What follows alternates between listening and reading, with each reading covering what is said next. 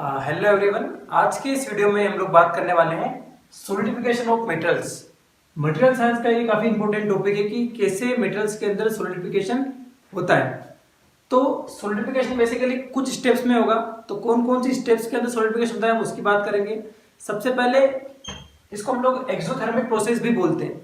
वो क्यों बोलते हैं? क्योंकि ड्यूरिंग द सोलिडिफिकेशन, जब सोलिडिफिकेशन होता है तो क्या होता है, हीट आपकी क्या होती है, रिलीज होती है, हीट कम होती है। जैसे आप लोग क्या करते हैं, जनरली मेल्टिंग का उल्टा है। हम लोग पहले क्या करते थे, किसी को सॉलिड को अगर हमको उसको लिक्विड में कन्वर्ट करना होता है तो हम क्या करते थे, उसको मेल्ट करते थे, मतलब उसको हीट करते थे, मतलब हीट एडिशन करते थे, तो वो चीज मेल्ट हो जाती थी। हम यहाँ पर क्या करेंगे, हीट का रिजेक्शन करेंगे।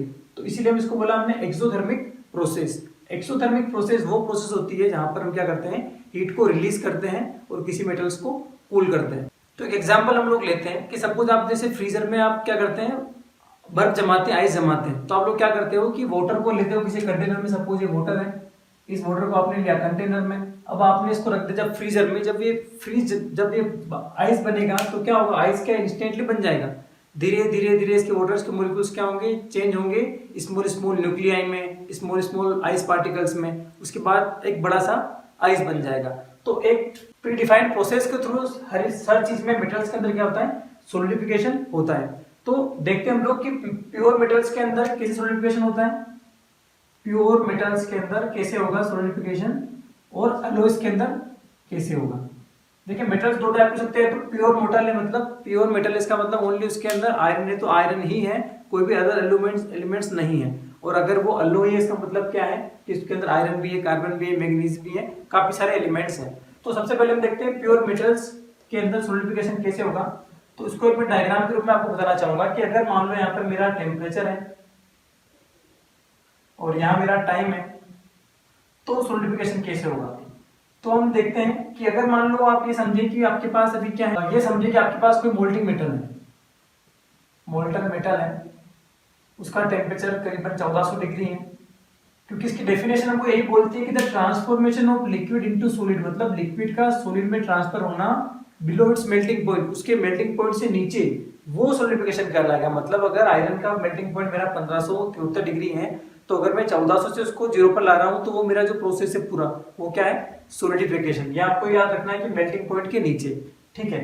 अब अगर आप यहाँ पर आयरन मान लो आपका यहाँ पर 1400 डिग्री पर आयरन है, मोल्टन मेटल है, अब अभी वो लिक्विड फॉर्म में ऑब्वियसली, तो हम जब उसको टेम्परेचर कम करेंगे, मतलब उसको अगर हम लोग उसको टेम्परेचर कम कर रहे हैं समय के साथ में, तो क्या होगा, वो सोलिडिफाई होगा। और एक पॉइंट ऐसा आएगा जहां पर सोलिडिफिकेशन स्टार्ट होगा। मतलब 1400 से नीचे आ रहा हूं तो अभी भी क्या है, टेम्परेचर कम हो रहा है लेकिन वो लिक्विड ही है।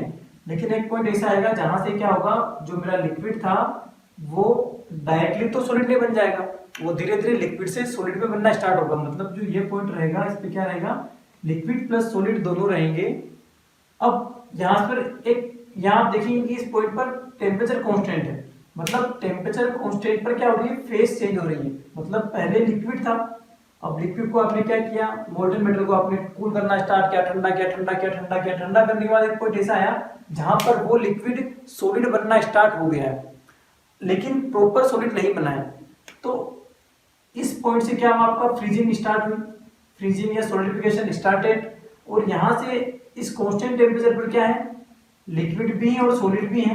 और एक पॉइंट ऐसा आएगा जहां पर ये पूरा जो लिक्विड जो था वो पूरे सॉलिड में कन्वर्ट हो जाएगा। तो ये प्योर मेटल्स के लिए है।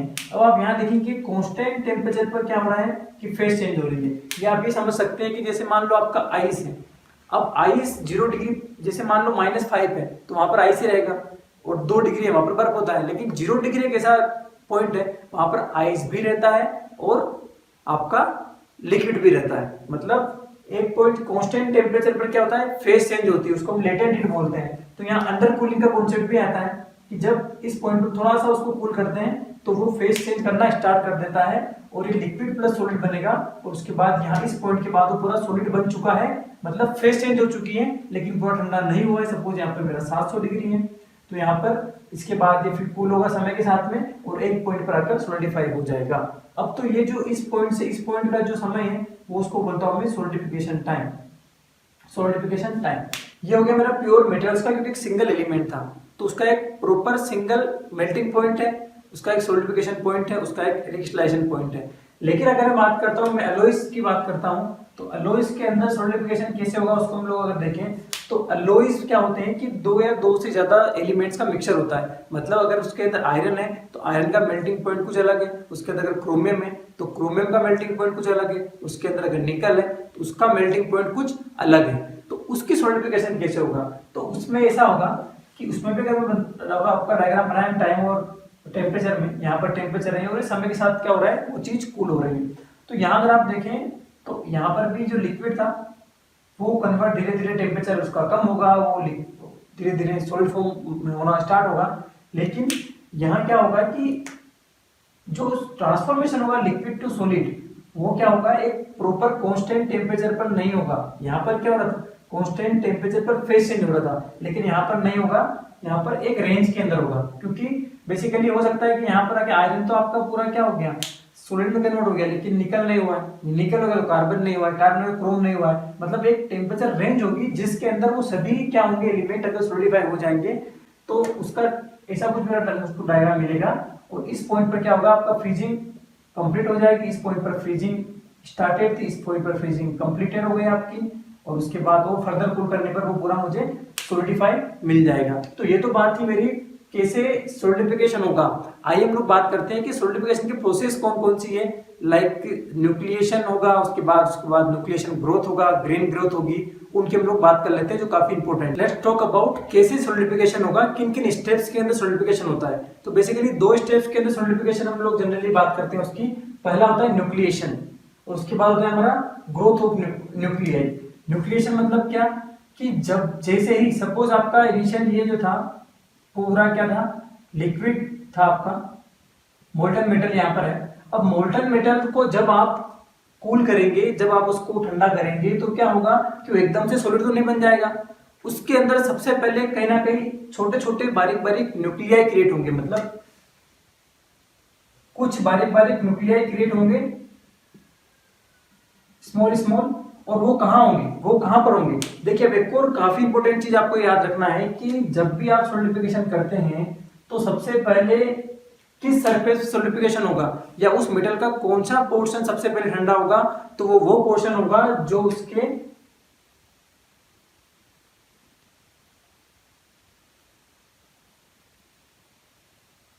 वो पोर्शन कूल होगा जिसका सरफेस एरिया सबसे ज्यादा रहेगा। मतलब अगर सरफेस एरिया ज्यादा है तो कूलिंग रेट फास्ट हो जाती है। जैसे कि मान लो कोई आपका ये कंटेनर है, अब कंटेनर का जो ये वॉल है ये वॉल जुड़ा हुआ एटमॉस्फेयर से, तो एटमॉस्फेयर का टेम्परेचर मान लो 30 डिग्री है, इसका टेम्परेचर आपका करीबन 1500 डिग्री था, तो ऑब्वियस है कि यहाँ टेम्परेचर डिफरेंस सबसे ज्यादा है। इसका मतलब जो कूलिंग होगी वो जो सरफेस होगी उस पे सबसे ज्यादा होगी।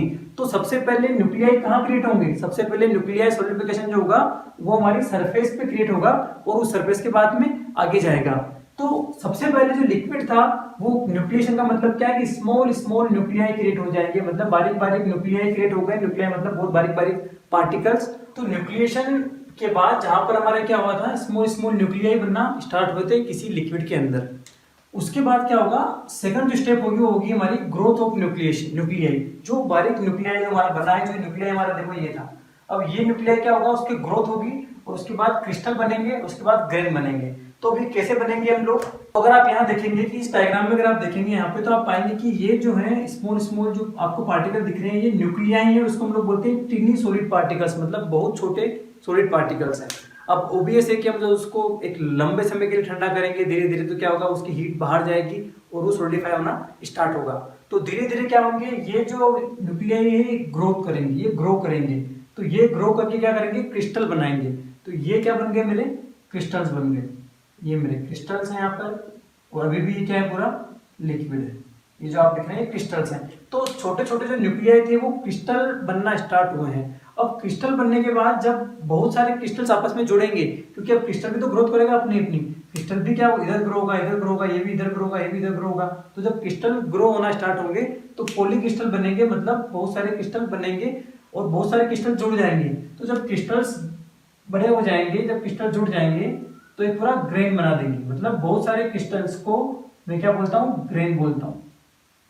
तो तीन चीजें आई थिंक क्लियर हो गई आपको कि पहला न्यूक्लियाई क्या होते हैं, जो सबसे पहले जो ओरिजिन हुआ वो न्यूक्लियाई था। न्यूक्लियाई उसके बाद क्या हुआ, जब बड़े होना स्टार्ट हुआ तो हमने उसको क्रिस्टल बोल दिया, और जब बहुत सारे क्रिस्टल मिल जाते हैं तो उसको हम लोग क्या बोलते हैं, ग्रेन बोल देते हैं। तो यहाँ पर क्या हुआ, अब ग्रेन बनना, ये मेरे ग्रेन बन गए। ये अगर आप देखेंगे यहाँ पर तो ये क्या है, ग्रेन है। ग्रेन कुछ भी नहीं है, बहुत सारे क्रिस्टल आपस में जुड़े हुए हैं।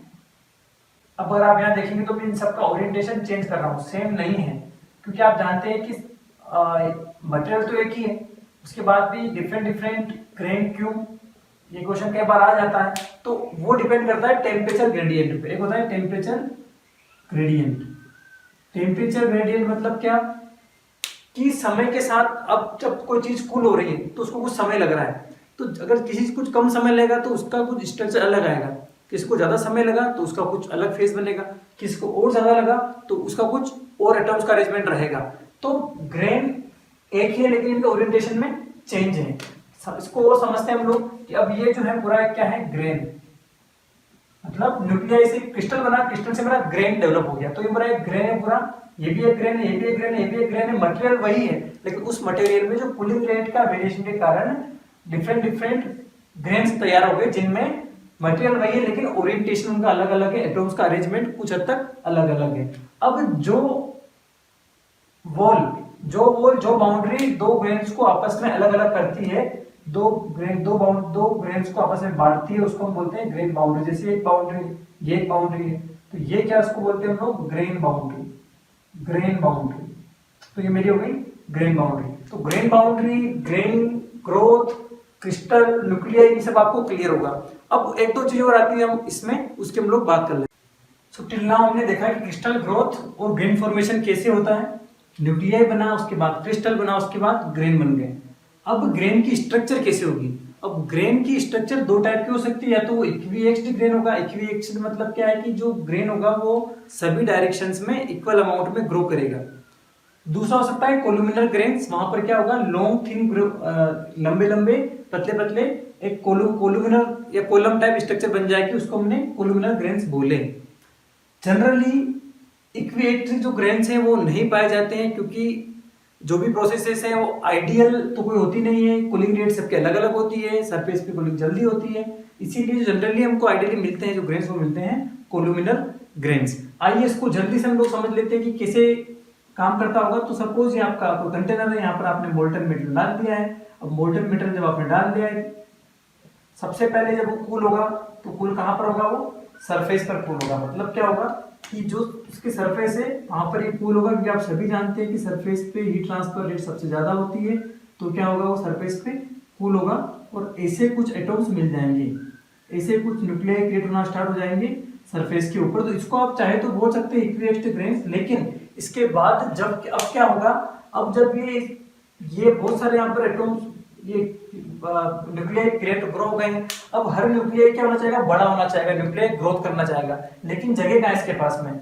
अब ये किधर ग्रो कर सकता है, देखिए ये जो न्यूक्लियाई इधर तो जा नहीं सकता, यहाँ पर वॉल आ गई, इधर ही ग्रो नहीं कर सकता क्योंकि यहाँ पर एक और दूसरा एटम है, इधर भी नहीं आ सकता क्योंकि यहाँ पर भी एक एटम है। तो इसके पास एक ही जगह बचती है जहां पर ये ग्रो कर सकता है, और वो है ये वाली साइड, ये वाली साइड। तो क्या होगा, यहाँ पर ये जो क्रिस्टल होगा इस टाइप से ग्रो करेगा, और जो मेरी स्ट्रक्चर मिलेगी एक कॉलम टाइप की मिलेगी, उसको मैंने बोला, क्या बोला, कोलुमिनर स्ट्रक्चर। तो ये जो है ये मेरा क्या है, एक कोलुमिनर स्ट्रक्चर है, कॉलम नुमा स्ट्रक्चर है। तो कोलुमिनर स्ट्रक्चर हो गई। ये मेरा जो इनिशियल था वो इक्विएक्स्ड आप बोल सकते हो कि आर डायरेक्शंस में ग्रेन ग्रोथ हुई है। तो इक्विएक्स्ड ग्रेन्स और कोलुमिनर ग्रेन्स में आपको डिफरेंस क्लियर हो गया होगा कि एक्चुअली इसमें होगा क्या और कोलुमिनर में क्या होगा। अब आखिरी जो टॉपिक बचता है हमारा वो है डेंड्राइट्स। टॉपिक क्या इसी का एक पार्ट है कि कई बार हम बोलते हैं कि यार डेंड्राइट फॉर्मेशन हो रहा है, डेंड्राइट फॉर्मेशन। ये डेंड्राइट फॉर्मेशन क्या होता है देख लेते हैं। तो डेंड्राइट्स मतलब क्या, देखिए जब भी कोई क्रिस्टल ग्रो करेगा तो ग्रो करने के बाद क्या होगा कि एक प्लेन जनरेट करेगा। जैसे कोई न्यूक्लिएशन होना स्टार्ट हुआ, सपोज यहाँ पर कोई न्यूक्लिएशन हुआ तो उस पे सपोज यहाँ पर ये एक न्यूक्लियाई क्रिएट हुआ है। अब क्या होगा, वो ग्रो करेगा, तो वो हमेशा ग्रो करेगा एक प्लेन के अंदर। जैसे कोई ट्री होता है तो जो पेड़ होता है उसके ब्रांचेस होती है, एक लीफ जिससे ग्रो करता है, तो इसमें भी क्या होगा कि मान लो एक प्लेन क्रिएट हो गया, तो अब जो क्रिस्टल ग्रो करेगा वो उस प्लेन के अराउंड क्रिएट ग्रो होगा, इन ब्रांचेस में वो बड़ा होता चला जाएगा इस टाइप से। तो ये जो प्रोसेस है वो है डेंड्राइट फॉर्मेशन, डेंड्राइटिक स्ट्रक्चर। मतलब जब कोई भी क्रिस्टल अपने प्लेन के अंदर ग्रो करता है तो वो एक ब्रांचेस बनाता जाता है और उन ब्रांचेस के साथ में उस प्लेन के अंदर वो ग्रो करता है, तो उसको हम बोलते हैं डेंड्राइट ग्रोथ, डेंड्राइटिक ग्रोथ आपके पास सुनेंगे। तो हमने जितने भी चीजें हो सकती है सॉलिडिफिकेशन के अंदर उन सब की बात कर ली है। और ये सॉलिडिफिकेशन एक बहुत इंपॉर्टेंट क्यों है, क्योंकि जब भी कास्टिंग प्रोसेस होती है वहां पर सॉलिडिफिकेशन होता है। अगर आपको चीजें पता होगी यार कैसे होता है तो आप उसकी प्रॉपर्टीज को कंट्रोल कर पाओगे। जब आपको पता ही नहीं है कि कौन कौन सी स्टेप्स हैं, क्या टेम्परेचर पे इफेक्ट डाल रहा है, क्या ग्रेन है, क्या ग्रेन बाउंड्री है, तो उसको फिर आप अच्छे से एनालाइज नहीं कर पाओगे। एक और चीज, अगर आप कूलिंग रेट फास्ट रखेंगे तो जो आपको स्ट्रक्चर मिलेगी वो थोड़ी सी फाइन मिलेगी। अगर आप कूलिंग रेट स्लो रखेंगे तो आपको कोर्स स्ट्रक्चर मिलेगी, क्योंकि उसको समय मिल जाता है एटम्स को अरेंज होने में। तो ये था solidification about of metals. Now अगर आपको पूरी सीरीज चाहिए मटेरियल साइंस और टेक्नोलॉजी और एनडीटी प्रोसेस की, हर टॉपिक पे डिटेल में हमने इसी तरह वीडियो बनाए हैं। आप इसके लिए जो ज्वाइन का एक चैनल आता है जिसमें आप यूट्यूब पे हमारी मेंबरशिप ले सकते हैं। ओनली 100 रुपीज हमने इसका चार्ज रखा है, जो बहुत ही लेस ना के बराबर है पर मंथ का। तो वो मेंबरशिप लेके आप पूरे वीडियोस, पूरा मटेरियल साइंस, साथ ही में अलग अलग जो भी हमारे सीरीज हैं उनको एक्सेस कर सकते हैं। और अगर आप चाहते हैं कि हमको पूरा कोर्स करना है और सर्टिफिकेशन चाहिए तो आप लोग क्या कर सकते हैं, यूडमी पर जाकर हमारा कोर्स ज्वाइन कर सकते हैं। इसकी लिंक हमने डिस्क्रिप्शन बॉक्स में दे रखी है। उस कोर्स में आपको ये फायदा है कि वहां पर आपको असाइनमेंट्स दिए हुए हैं, क्विज भी हमने दिए वहां पर, और काफी सारा स्टडी मटेरियल भी हमने वहां पर दिया है। तो ये आप पे डिपेंड करता है आप कौन सा लेना चाहते हैं। आप चाहे तो मेंबरशिप ले लें, आप चाहे तो यूट्यूब पर लेक्चर सीरीज ज्वाइन कर लें। और दोनों हमने काफी नॉमिनल चार्जेस पर रखे हैं, और अमाउंट रखने का मतलब ओनली इतना सा है कि जो हम एफर्ट डाल रहे हैं उन सबका थोड़ा सा यूटिलाइजेशन हो और आप लोग उस चीजों को सीरियसली लें।